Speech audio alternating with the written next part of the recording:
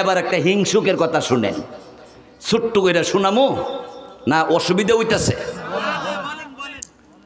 এক বেটা জঙ্গলে লাকড়ি কাটে, বুড়ো হয়ে গেছে গা, 90 বছর। গিয়া জঙ্গলের মধ্যে বয়ে রইছে, শৈল ক্লান্ত। তো দানবে ডাক দিয়া ক, এই বুইরা, জান দুর্বল হয়ে গেছে গা, এখন আর লাকড়ি কাটতে পারো না। এক কাজ করো, তুমি বাড়িতে যাও গা, এখন থেকে তোমার যা লাগবো সব আমরা নিয়ে দিয়ে মু। কেমনে? দুইটা ফাত্তর দিয়া দেই, ছুড়ু ছুড়ু দুইটা ফাত্তর লইয়া যাও। রাত্রেবেলা এই দুইটা ফাত্তরের মধ্যে গসা দিবা, গসা দিলে আমরা দানব তোমার বাড়ির ছালে গিয়ে বসবো, এরপরে তুমি যা চাইবা তা তোমার দিয়ে আসবো। তাইলে ফাত্তর দুইটা দাও। দিছে 2 ফাত্তর, দেওয়ার পরে দানবে ডাক দিয়া ক, আর একটা খবর শুননা লও, ফাত্তর যে লইছ নিয়ে যে গসা দিবা, আমরা যাইয়া তুমি যা চাইবা তা দিমু, ঠিক আছে? তবে আমাদের ধর্মের নিয়ম হইল তুমি যা চাইবা তা দিমু, তোমার বাইরে ডাবল দিমু। তখন হ্যাঁ কয়, তাইলে ফাত্তর নিতামই না। ফাত্তর কি করতাম না? নিমুই না। কেরে? আমারে যা দিবেন আমার বাইরে ডাবল দিবেন, হতে পারে না, ফাত্তরই নিতাম না। দানবে ডাক দিয়া ক, ফাত্তর দিয়া সাথে সাথে ফেরত দিলে তোরে শহর আইক্যা দিমু। তাইলে লই হই যাই। লয়া রোয়ানা হইছে। ফতের মধ্যে যাওয়ার পরে সরকারিভাবে এলান হইছে, যার বয়স 60 পার হয়ে গেছে গা, তার 6 মাসের জন্য সফরে যাইতে হবে সরকারের সাথে দেশ ঘুরতে, না গেলে 18 বছর জেল খাটতে হবে। হ্যাঁ কয় 6 মাস সফর করবো, দেশ দেখবো, এদিক তো বালা, জেল খাইতে লাভ কি 18 বছর, ঠিক না?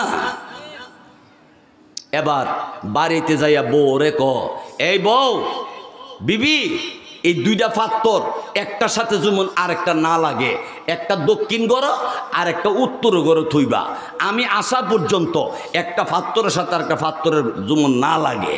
তো মহিলাদের একটা নিয়ম হইল, কোনো একটা কথা যদি কয়া কন যে কারো কাছে কইও না, তাহলে এই কথা ফাব না ফার হইয়া কুষ্টিয়া যাইব গা, আমনে খবরই হইতেন না, ঠিক না?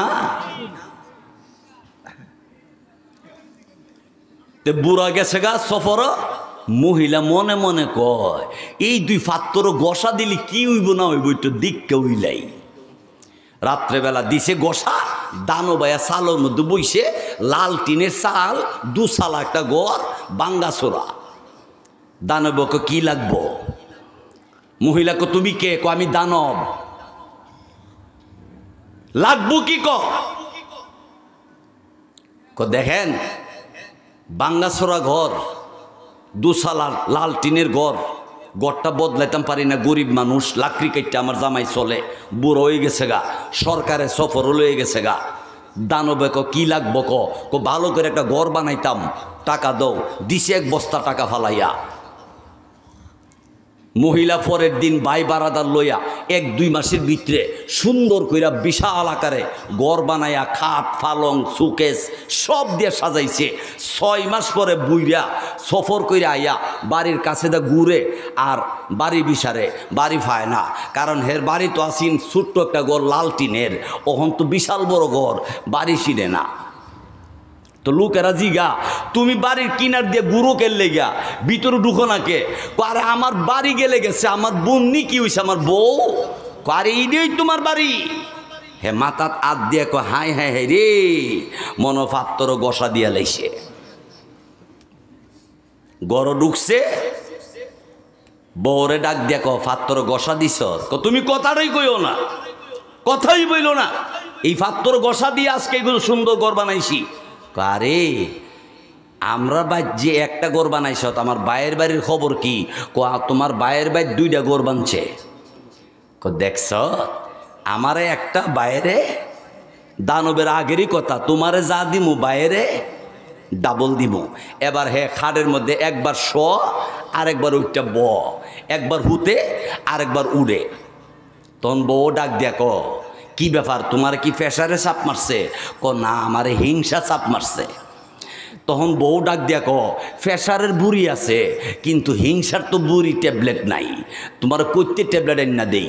ট্যাবলেট লাগতো না, ফাত তো দুনোটা আনাবার আনলে আবার গসা দিব দিলে তো হে কতই, তোমারে যা দিব তোমার বাইরে ডাবল দিব।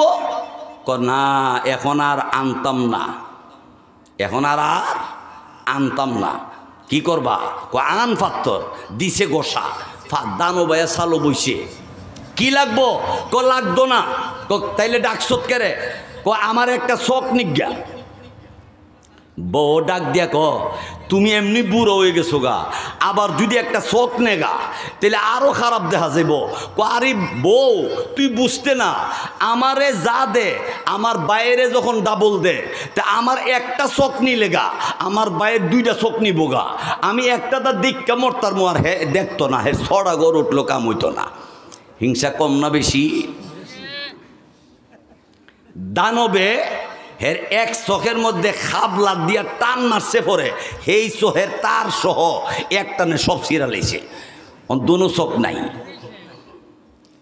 এখন হে জিগা একটা নিতে গুছিলাম, টান যে মারছত সেই চোখে তারও শেষ, এই চোখের লাইনও গেছে গা। তা আমার বাইরের কি হইব? না দানবে আমাদের ধর্মের নিয়ম হইল দেওয়ার বেলা যারে দেই হের বাইরে ডাবল দেই, নেওয়ার বেলা যারে দেই হুদে হের তেই নেই, বাইরতে নেই না। হিংসা করে লাভ হইছে না লস হইছে? এই জন্য মুসলমান হিংসা না, একে অপর প্রতি হিংসা করে লাভ নাই।